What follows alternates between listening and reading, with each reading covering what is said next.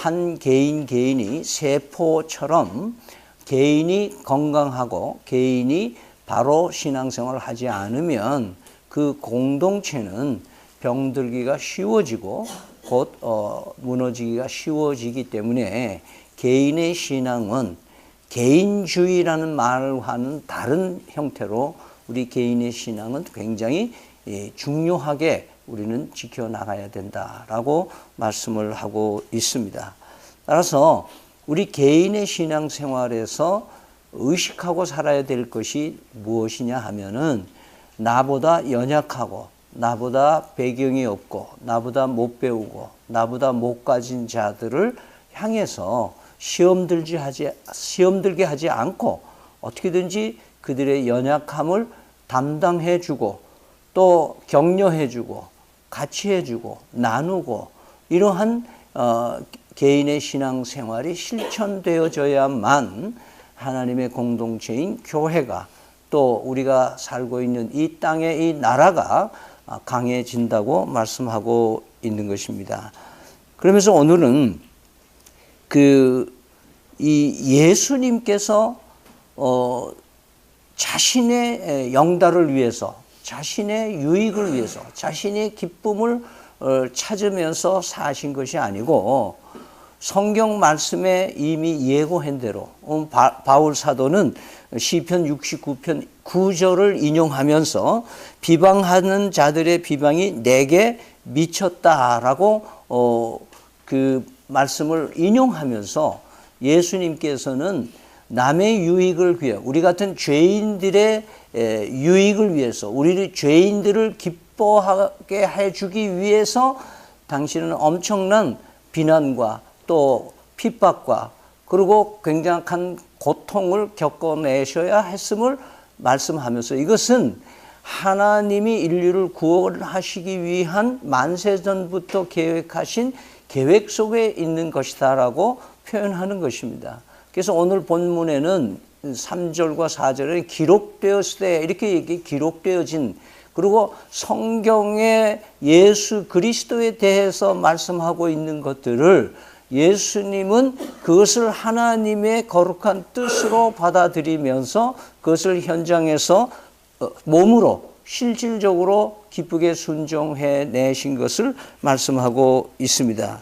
따라서 오늘 말씀에서 이 예수님이 다른 사람의 삶을 연약한 자들, 우리 같은 죄인들을, 우리 같은 원수 같은 존재들을 위해서 자기의 몸을 그 험한 십자가에 몸을 맡기고 피 흘려 살이 찢기시며 우리를 살려주시기 위해서 대신 우리를 위해서 죽으시고 대표해서 죽으셨던 그 예수님이 3일 만에 부활하심으로 말미암아 온 인류에게 새로운 소망을 주시는 이 삶이 여기서 끝나는 것이 아니라 영원에 잇대어진 삶이 그리스도를 믿는 믿음으로 보장되어진다고 말씀하고 있는 것입니다. 따라서 자기 스스로 기쁘게 해주기 위해서 자신의 만족과 보람과 자기의 그 행복을 추구해도 아무도 시비 걸 사람이 없는 하나님의 아드님이신데 자기의 권세를 포기하고 기꺼이 이 땅에 오셔서 십자가를 지시는 예수 그리스도의 모습, 그 삶의 원리가 오늘 우리에게 들려지면서 오늘 말씀에서는 이런 기록된 말씀들이 우리를 위해 우리에게 쓴 것은 아니죠. 지금 말하자면 이 로마서는 로마에 있는 성도들에게 쓰여진 글인데 우리에게 믿음찬 교회 교우들에게 쓴 글은 아니잖아요. 그러나 오늘 이 본문 말씀에 보면은 우리의 뭐예요? 교훈을 위하여 기록되어졌다. 이렇게 얘기를 하고 있습니다. 따라서 나에게 쓴 글은 아니지만 나를 위해서 나를 교훈하고 교육하고 훈련시키고 양육하기 위해서 하나님께서 이 성경을 우리에게 남겨주셨다. 그렇게 성서는 말씀하고 있습니다. 오늘 예수님의 모습을 보면서 예수님이 조건 없이 우리를 위하여 자기 몸을 내어주는, 여러분 그 과정을 한번 생각해 보세요. 이제 곧 고난주간이 오고 부활절을 맞게 되는데 예수님께서 당하셨던 모든 비방과 그 핍박의 과정들을 생각해 본다면 참 뭐라고 표현할 수 없는, 저게 다 나 때문에 저렇게 당하신 고난.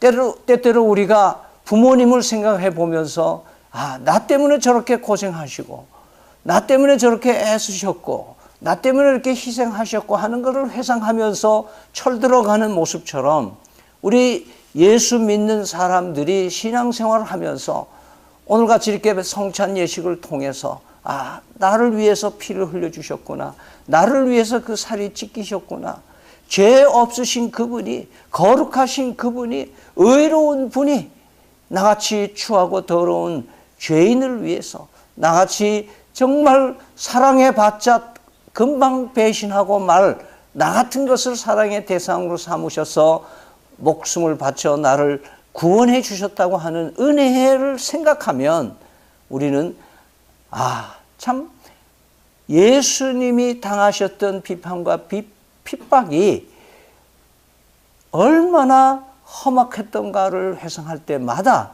우리는 오늘의 신앙생활을 점검하고 또 내가 이렇게 살아선 되겠는가 하는 질문을 스스로에게 해보게 되는 것이죠. 여러분, 예수님께서 당하셨던 비판과 핍박, 여러분 보세요. 처음에는 아주 이기적인 종교 지도자 바리새인들 몇 명이 자기의 기득권을 붙들고 가기 위해서 자기 기득권을 흔들지도 모르는 이 예수를 비방하기 시작했어요. 악플을 달기 시작했어요. 그런데 여기에 많은 그룹의 사람들에게, 사두개인 이 여러 종교 지도자들에게 선동을 하기 시작하고, 이들은 각기 또 자기 있는 곳에서 많은 주민들을 선동하고, 그리고 이들이 나와서 광장으로 나오게 하고, 광장에 나와서 저 사람을 예수 그리스도를 십자가에 못 박으라 라고 선동을 해서 온 군중들이 예수 그리스도를 비방하고 핍박하는 그 정도가 얼마나 높이 갔던지, 그때 총체적인 정치적인 군사력을 가지고 있던 로마의 총독과 그 휘하에 있는 모든 군인들까지도 설득을 당해가지고 이 예수 그리스도를 골고다 산 예루살렘 성 밖에 그 저주의 나무에 예수 그리스도를 메어 달게끔 되어지는 그런 일들을 우리는 봅니다. 예수님은 죄를 지으신 적도 없고, 예수님은 무슨 실수를 한 적도 없고, 예수님은 남을 모함한 적도 없고, 예수님은 정치적으로 당을 만들어 가지고 현재 있는 여당을 어떻게 해보려고 권력을 사용하지도 않으신 분이십니다. 그는 이 땅에서 했다면 약한 자를 도우시고 소외자의 친구가 되시고 죄인들 집에 드나들며 그들과 교제를 하시고, 그가 하신 일이라고는 많은 사람들, 죄인들을, 그래서 오죽하면 기득권자들이 저 사람이 어떻게 해서 죄인들을 하고 같이 밥 먹느냐 그랬을 때 예수님은 나는 죄인을 찾아 구원하려 왔다라고 누가복음에서 얘기를 하고 있습니다. 의사에게는 병든 자가 필요한 것처럼, 병든 자에게는 의사가 필요한 것처럼 이 땅의 많은 죄인들은 나를 필요로 하기 때문에 나는 나의 의지로 하나님의 뜻에 순종하며 자원해서 기쁘게 이 십자가의 길을 가고 계셨던 모습들을 보게 됩니다. 한번 상상해 보십시오. 자기를 구원하려고 오신 그분, 요한복음에서는 자기 백성을 위하여 이 땅에 왔지만 영접하지 아니하였다. 그래서 1장 22절에 영접하는 자 곧 그 이름을 믿는 자에게는 하나님의 자녀가 되는 권세를 주신다고 말씀하고 있습니다. 하나님께서는 이 인류의 죄의 모든 오욕을 아들에게 허용하시고 이 아들은 또한 이 모든 죄의 허물을 다 뒤집어 쓰는 것을 달게 받으시고 오직 우리가 구원받아 행복하고 영원에 잇대어진 정말 당당한 성도의 삶을 살 수 있게 해 주시는 것이 자기 지상 생애의 가장 최고의 미션임을 말씀을 통해서 우리에게 증언해 주고 있습니다. 이것은 바로 하나님께서 이미 많은 선지자들을 통해서 예언하신 대로 되었다고 말씀하고 있습니다. 가장 두드러진 것, 예수님 탄생 500년 전에 쓰여진 이사야서를 통해서 우리는 확인될 수가 있습니다. 이사야서 53장 1절에서 10절의 말씀을 제가 현대인의 성경으로 읽어드리겠습니다. 한번 그 이사야가 그린 그 그림을 한번 상상해 보시며 은혜 받으시기를 바랍니다. 우리가 전한 것을 누가 믿었으며 여호와의 능력이 누구에게 나타났는가?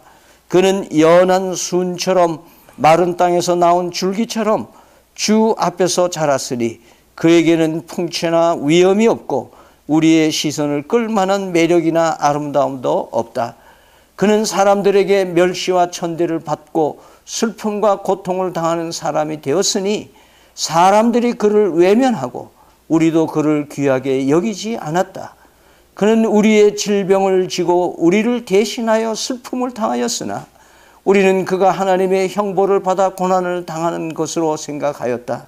그가 우리의 죄 때문에 찔림을 당하고 상처를 입었으니 그가 징계를 받음으로 우리가 평화를 누리게 되었고 그가 채찍에 맞음으로 우리가 고침을 받았다. 우리는 다 그 길을 잃은 양처럼 제각기 잘못된 길로 갔으나 여호와께서는 우리 모든 사람의 죄를 그에게 담당시켰다. 그가 곤욕을 당하면서도 침묵을 지켰으니 도살장으로 끌려가는 어린 양과 털 깎는 사람 앞에서 잠잠한 양처럼 그의 입을 열지 않았다. 그가 체포되어 신문을 당하고 끌려갔으나 그 세대 사람들 중에 그가 죽임을 당하게 된 것이 자기들의 죄 때문이라고 누가 생각했겠는가?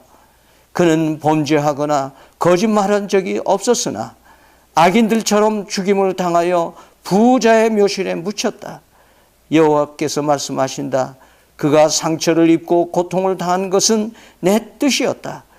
그가 죄를 속하는 희생 제물이 되면 그는 자손을 보게 될 것이며 그의 날이 장구할 것이니 그를 통해 내 뜻이 성취될 것이다. 그는 의인을 압제하는 악인의 사악함도 세상의 비방과 십자가의 고통도 아무런 한거 없이 묵묵히 말없이 당하셨고 받아들이셨다고 증언해내고 있습니다. 자, 이러한 예수님의 고난과 십자가의 은총이 오늘 이 시대에 살아가는 우리에게 유효한 줄을 믿으시기를 바랍니다. 이 예수를 그리스도로 믿는 그 믿음만이 우리는 이 세상을 헤쳐나갈 수 있게 된다고 말씀하십니다. 그러므로 우리가 고난을 받을 때에 우리는 예수 그리스도의 십자가를 생각하는 겁니다. 주님께서 당하신 비방과 오해와 극한 고통을 우리가 비슷하게 받을 때가 있습니다. 그때 예수님의 고난을 생각하면서 참아내고 이겨내야 한다고 말씀하고 있습니다. 왜냐하면 십자가의 고통 뒤에야 부활의 영광이 따라오듯이 우리는 인생을 살면서 십자가 없이 영광이 없음을 알기 때문입니다. 주님의 길을 가면 주님과 같이 비판과 핍박을 받는 것이 정상인 줄 믿으시길 바랍니다. 그런데 오히려 우리는 내 길을 가면서 당하는 어려움을 이 예수님 믿기 때문에 당하는 어려움과 동일시해서는 안 됩니다. 오늘 많은 뉴스를 통해서 적폐에 해당되는 사람들이 신문에 나오면서 그들이 비방을 받는 것을 봅니다. 미투에 걸려든 많은 지도층에 있는 사람들이 비방을 받으며 악플에 시달립니다. 자기 성공에 눈이 어두워서 다양한 불법을 저지르다가 들통이 나서 받는 비방이 있습니다. 그러나 이렇게 당하는 비방과 고통을 핍박이라고 얘기를 하고 예수 믿는 것 때문에 당하는 것과 동일시한다면 이거는 대단히 예수님의 십자가를 우습게 여기는 잘못된 생각이라는 것을 우리는 금방 알 수가 있습니다. 교회와 목회자들도 오늘날 세상으로부터 받는 비방이 진리 때문이면 괜찮은데 진리가 아닌 다른 것 때문에 비방을 받는 걸 가지고 오히려 반론을 내고 세상을 비난하고 있는 역비난하는 이런 꼬락서리는 지금 더 이상 예수님이 볼 수가 없는 모습일 것입니다. 불의와 불법과 타협하면서 그리고 자기 욕심에 따라서 주님의 길과 반대로 가는 것 때문에 받는 고난과 역경과 시련들을 마치 십자가를 지는 사람이라고 생각한다면 이것은 대단히 하나님의 이름을 망령되이 일컫는 일인 것입니다. 이런 비방은, 이런 악플들은 본인이 벌어들인 것이지 주님께서 받으신 고난을 나누는 것과는 전혀 다르다는 것을 알아야 될 것입니다.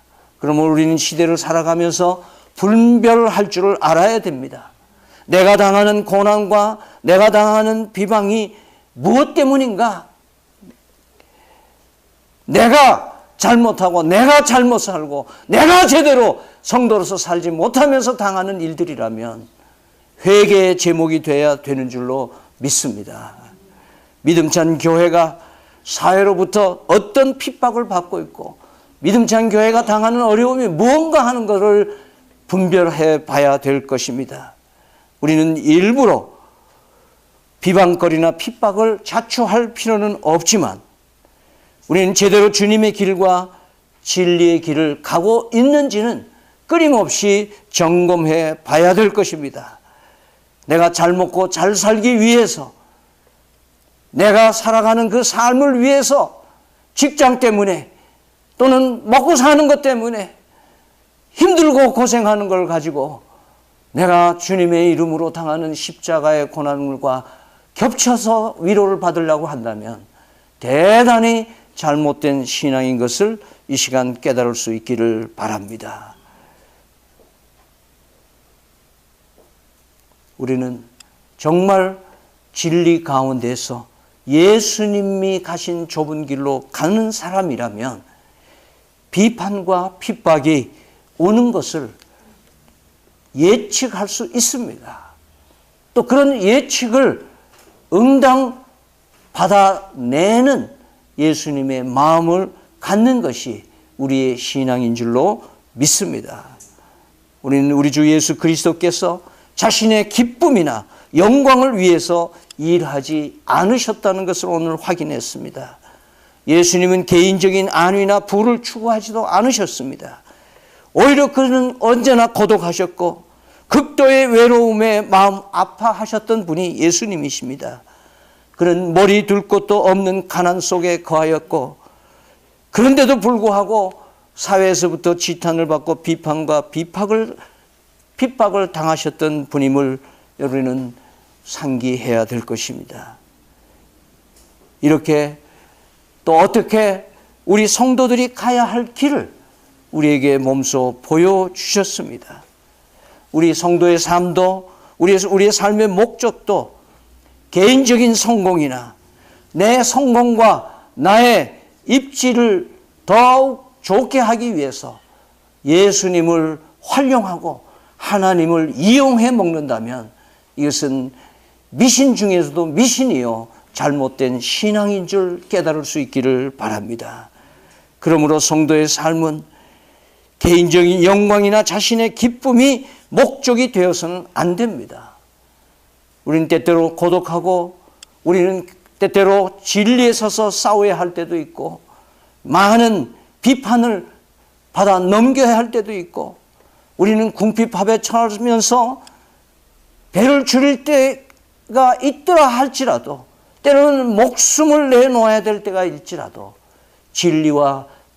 진리를 버릴 수는 없는 것입니다. 예수님은 진리이시고 진리를 알지니 진리가 너희를 자유케 하리라고 하신 말씀을 늘 마음에 새기기를 바랍니다. 바울 사도는 자기의 삶을 언제든지 예수님의 가신 좁은 길로 걷기 위해서 자기의 기쁨을 구하지 아니하고 하나님의 영광과 기쁨을 구했던 발자취를 우리는 사도행전 후반부와 사도 바울이 썼던 서간문에서 우리는 발견하게 됩니다. 대표적인 말씀이 고린도후서 5장 9절에 그런즉 우리는 거하든지 떠나든지 주를 기쁘시게 하는 자가 되기를 원하노라. 하나님을 기쁘시게 해드리기 위해서 하나님은 이 세상을 사랑하신다는 말씀처럼 우리도 이 세상에 약하고 힘없는 자들의 편이 될 수 있는 성도들과 교회가 되어야 할 것입니다. 하나님 사랑과 이웃 사랑이라는 분명한 목적 의식을 믿음치 않은 교회는 잊어서는 안 될 것입니다. 예수 그리스도는 하나님을 기쁘시게 하여 드리기 위하여 죄인들의 십자가를 대신 짐으로써 죄와 사망에서 건져주신 사실을 우리는 믿는 성도인 것입니다. 이와 같이 우리도 우리 성도들도 우리 교회도 하나님을 기쁘시게 해드리기 위하여 어떤 대가를 치르더라도 부활의 산 소망을 가지고 영혼을 구령하는 그 뜨거운 마음으로 믿음치 않은 교회를 복음의 산실로서 총력을 다해 나가는 우리 믿음치 않은 교회와 성도들과 가정이 되기를 기원드립니다.